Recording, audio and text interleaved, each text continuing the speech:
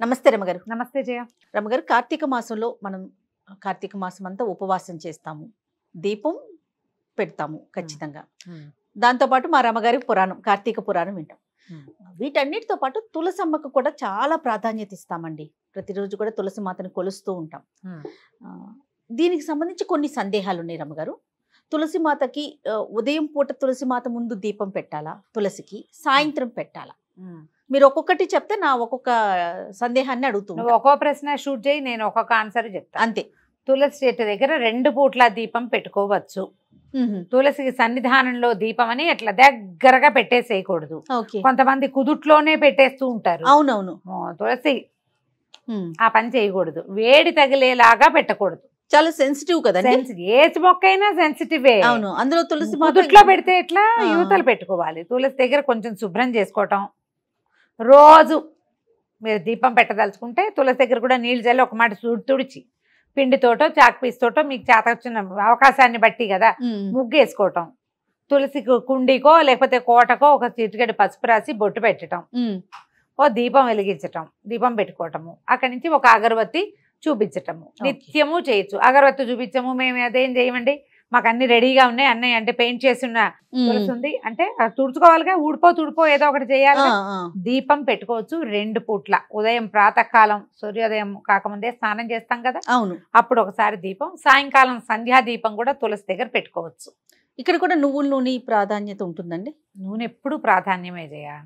నూనె లేదా ఆవు నెయ్యి. కార్తీకం అంతా కూడా ఆవు నెయ్యి ఎంత ముఖ్యమైనదో, ఎంత మంచిదో, నువ్వుల నూనె కూడా అంత మంచిదేను, శ్రేష్టం. ఈ సీజన్ కి ఇది అవసరం మనకి.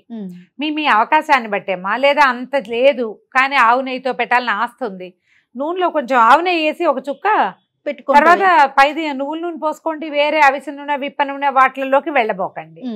ఈ వెదర్ కి ఇప్పుడు మనది శరద్ ఋతువు కదా, ఈ ఋతువుకి ఇది కావాలి మనకి, అంతే. ఓకే. తర్వాత గుమ్మం ముందు ఉండాలా తులసి కోట? అవకాశం లేకపోతే బాల్కనీస్ లో పెట్టుకుంటున్నాం, మరి ఓకే అంటారా? పురాతన కాలంలో మీరు ఊళ్ళల్లో గమనించినట్లయితే ఎవరికి వాకిళ్లలో తులసి ఉన్న దాఖలాలు చాలా తక్కువ ఉండేవి. పెరటి గుమ్మానికి ఎదురుగుండా తులసి ఉండటం ఉండేది. మనం క్రమంగా సినిమాలలో, టీవీలలో, షోస్లో, హిందీ సీరియల్స్లో చూసి ఆంగణమే తులసి అని, వాకిట్లోనే తులసి ఉండాలని, తులసి కోటలని పెట్టుకుంటున్నాము. మీ అవకాశాన్ని బట్టి పెట్టుకోండి. మీరు పూజించటానికి వెసులుబాటు కావాలి. ఏదైనా పెట్టుకుంటే కనుక మేము పూజించము, దాని గాలి కావాలి మనకి తులసి. అలాగైనా సరే వాకిట్లో నుంచి గాలి వచ్చే అవకాశం హెచ్చుగా ఉంటే వాకిలి వైపు, పెరటి వైపు నుంచి గాలి వస్తుందంటే ఆ వైపు ఆ గాలి మన దాకా వచ్చేలా కావాలి. తులసి మీద నుంచి గాలి. తులసి రాత్రిళ్ళు కూడా ఆక్సిజన్ విడుస్తుందని చెప్తారు. ఇది సైన్స్ గా ప్రూవ్ అయిందో లేదో నాకు నిజంగా తెలీదు, కానీ చాలా మంది పెద్దవాళ్ళు ఏం చెప్తారంటే ప్రతి చెట్టు మామూలు సైన్స్ ప్రకారం పగలు ఆక్సిజన్ విడుస్తుంది, రాత్రిళ్ళు కార్బన్ డైఆక్సైడ్ విడుస్తుంది. కాబట్టి రాత్రిళ్ళు చెట్ల కింద పడుకోవద్దు. అవును అంటే పగళ్ళు చెట్ల గాలి చాలా మంచిది. అందుకని తెల్లవారుజామునే చెట్ల కింద నడవండి, సాయంకాలం ఈవినింగ్ వాక్ వెళ్ళండి. ఎందుకంటే ఆ చెట్లు వదిలే ఆక్సిజన్ని తీసుకుంటాం, రాత్రిళ్ళు కాదు. కానీ ఈ తులసి వ్యవహారంలో ఏం చెప్తారంటే రాత్రిపూట కూడా ఈ పర్టికులర్ తులసి చెట్టు మాత్రమే ఆక్సిజన్నే విడుస్తుందని, నత్రజనిని విడుదల చేసిన నైట్రోజన్ని చాలా తక్కువ మోతాదులో వస్తుంది. ఎక్కువ ప్రాణవాయువుని విడిచే లక్షణం ఉంది కాబట్టి దాని మీద నుంచి వచ్చే గాలి కొంత ఆరోగ్యానికి మంచిది. అందుకని ప్రతి వాకిట్లోనూ తులసి ఉండాలని చెప్తారు. నువ్వు పూజించకపో, నీ విధానం నీది, ఎలాగైనాను ఉండాలి, అంతే లెక్క. మీకు ఎక్కడ వెసులుబాటుగా ఉంటే అక్కడ పెట్టుకోవచ్చమ్మా. ఇది ఖచ్చితంగా ఇక్కడే ఉండాలన్న నియమం అయితే నేను చదవలా ఎక్కడ. ఓకే. తర్వాత మనం తులసి చెట్టు ఆకులు కొన్ని సందర్భాల్లో తింటాం కదండి. పూజించటానికి వేరుగా, ఇలా మనము వాడుకోవటానికి వేరుగా పెట్టుకోవాలా తులసి మాత? పెట్టుకోవాలి, అది నియమం. నువ్వు పూజించే చెట్టుని ఎలా పడితే అట్లా తెంపకూడదు. ఆ చెట్టు నుంచి ఆకులు కోసి నోట్లో వేసుకునే పని చెయ్యొద్దు. పూజిస్తాము, రోజువారీ తులసిలో ఒక శ్రద్ధగా నీళ్లు పోసుకుని ఆ నీళ్ళు నెత్తి మీద జల్లుకుంటాము. తులసి మాత మృత్తిక. తులసి చెట్టు మొదట్లో మన్నుని నొసటన దాల్చే పద్ధతి కూడా ఉంటుంది. పిల్లలు భయపడ్డప్పుడు అప్పుడు పెడతారు, అది మంచిది. మీరు అలా చేయదలుచుకుంటే కనుక, పూజించదలుచుకుంటే పూజకు ఒక కుండి విడిగా పెట్టుకోండి. ఇది మంచి డిజైన్లో బృందావనాలు దొరుకుతున్నాయిగా, ఓ బృందావనాన్ని వెలయించుకోండి, అది కూడా మీ ఇష్టమే. అందులో 2-3 మొక్కలు ఉంచుకోండి. కొత్త మొక్కలు మొలిచినప్పుడు తీసి విడిగా పెట్టుకోండి. తులసి వనం వనం అంటే ఒక 6-7 కుండీలలో కనీసం తులసి ఉంటే మీరు పూజకో, పిల్లలకి జలుబు చేసినప్పుడు రసం తీసి పోయటానికో, మీరే నోట్లో వేసుకోవటానికో ఉపయోగపడతాయి. కావాలనుకుంటే అది వాడుకోవచ్చు. పూజకి పెట్టుకునే చెట్టుని చక్కగా మట్టసంగా పెంచుకుంటే బాగుంటుంది, మంచిది. ఓకే.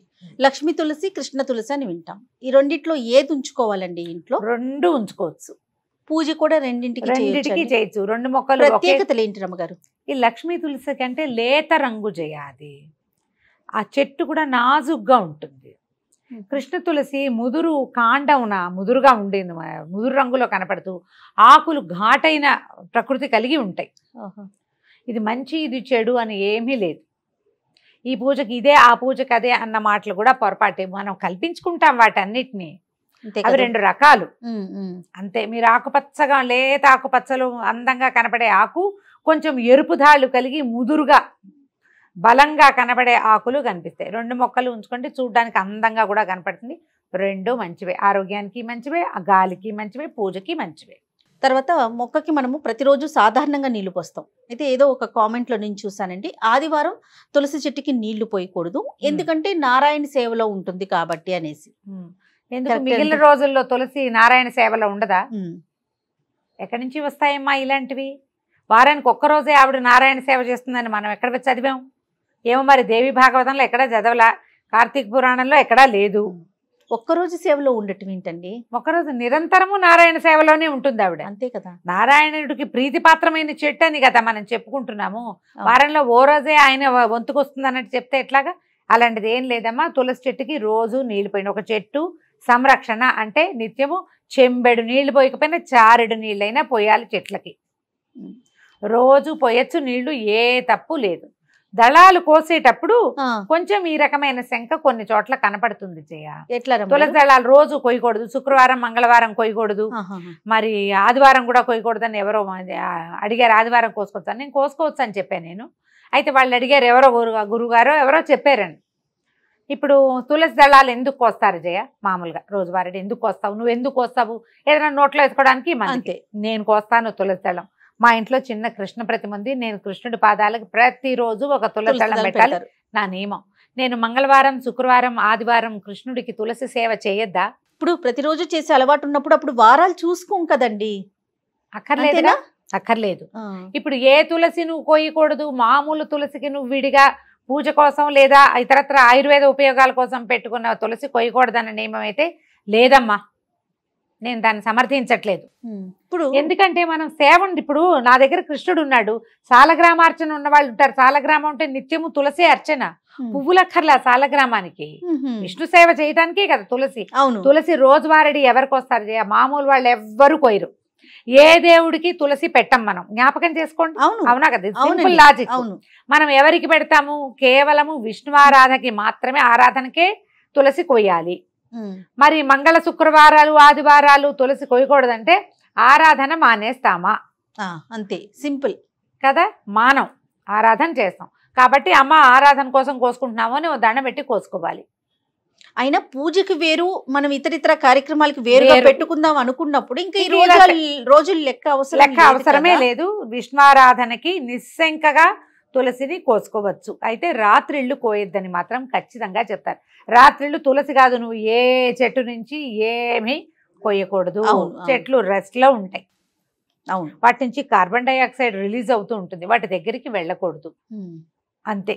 తర్వాత ఆడవారు కొయ్యకూడదు, మగవారు మాత్రమే కొయ్యాలి అనే మాట కూడా విన్నాను రమ్మగారు, ఇది కరెక్టేనా? ఇది వరకు చెప్పేవాళ్ళు అట్లాగే మగవాళ్లే కొయ్యాలి తులసి, ఆడవాళ్ళు కొయ్యకూడదని. తిథుల్లో కూడా కొన్ని తిథులు ప్రత్యేకంగా కొయ్యకూడదని ఉండేవి. మరి ఆ రోజున విష్ణువారాధన ఏం చేసేవాళ్ళో మనకు తెలియదు. అదేలే, చెప్పేవాళ్ళు అట్లా. అమావాస్యలోను అక్కడ తులసి పడుకుంటుంది అని, ఆమె నిద్రించే కాలం అని కొయ్యకూడదని అనేవాళ్ళు. ఇప్పుడంతా తిథులు చూసుకుని ప్రవర్తించే వాళ్ళగా మనం చెప్పాల్సిన పని అయితే లేదు కదా. అవునా? ఇదివరకు మగవాళ్లే కొయ్యాలి, ఆడవాళ్ళు కొయ్యకూడదు అనేవాళ్ళు. ఇంట్లో మగవాళ్ళు ఎవరు, అలభ్యం వాళ్ళు ఎవరు లేరు, వాళ్ళు కొయ్యరు, ఈ పనులకి రారు. మన ఇంట్లో ఒక విష్ణు ప్రతిమో, ఓ వెంకటేశ్వర స్వామో, ఒక కృష్ణుడో, ఓ వెన్న కృష్ణుడో ఉన్నారు, వారికి ఒకటి సమర్పించాలని ఉంది. అప్పుడు ఏం చేస్తాం? ఓ నమస్కారం చేసుకుని అపరాధ శాస్త్రాన్ని క్రియంతే అహర్నిశమయ దాసోయమితి మా మత్వ క్షమస్వ పరమేశ్వరి జనార్దన ఇది చెప్పుకుని కోసుకోవచ్చు. అపరాధం చెప్పుకుని కోసుకోవచ్చు. మనం అర్చనకి కోసేటప్పుడు అంత భావించక్కర్లేదేమోనని నేను అనుకుంటాను. మరి ఏదైనా సులభతరం చేసుకోమంటారు కదా ఇప్పుడు కాంప్లికేటెడ్ గా చేసుకోవద్దు, కాంప్లికేటెడ్ గా చేసుకోవద్దు. నా వరకు నేను చెప్తున్న ప్రతిరోజు నేను మా ఇంట్లో ఒక వెనకృష్ణుడు, ఒక వేణుగోపాలుడు, ఒక సీతారామ లక్ష్మణ ఆంజనేయ స్వామి సన్నిధి ఒకటి, తర్వాత సాలగ్రామం ఉన్నారు 4 తులసి దళాలు ఎవ్రీడే కోస్తా జయ నేను. ఇంకక్కడ నేను పూజకి స్వామివారికి సమర్పణకే నేను ఒక్కసారి కూడా తులసి తుంచి నోట్లో వేసుకున్నది నా జీవితంలో లేదు, వేసుకోను నేను. అర్చన అయిపోతుంది కదా, రేపొద్దున నిర్మాల్యం ఉంటుందా, పచ్చగా నవనవలాడుతూ ఉంటాయి, నిర్మాల్యం కళ్ళకద్దుకు నోట్లో వేసుకుంటా. ఇప్పుడు నేను చేసేదే కదా చెప్తున్నా, అంతేగా, నాకేం భయంగా లేదు. దండం పెట్టుకుని అర్చనకి కోసుకుంటున్నాము. వస్తేవ సుతం దేవని చెప్తూ కృష్ణుడికి సమర్పిస్తారు, ఆపదామ భారతారని చెప్తూ రాముడికి సమర్పిస్తారు. అంతే, 4 దళాలు కోస్తా, ఎవ్రీడే కోస్తాను నేను. మనకు అవకాశం ఇవ్వమ్మా, మనకి ఇంట్లో వాళ్ళు లేరు, వాళ్ళు చెయ్యరు, వాళ్ళు వెళ్ళిపోతారు, మనమే ఉంటాము. ఇప్పుడు సిద్ధాంతం ఒకటి ఉన్నది, పాత రోజుల్లో అలా చేసేవాళ్ళు, కానీ ఇప్పుడు అది సాగటం లేదు. కుదరాలి కదా, ఇప్పుడు మానేసే బదులు అపరాధం ఏదో చెప్పుకుని చేసుకోవచ్చు కదా. అంతేగా చేయొచ్చుగా.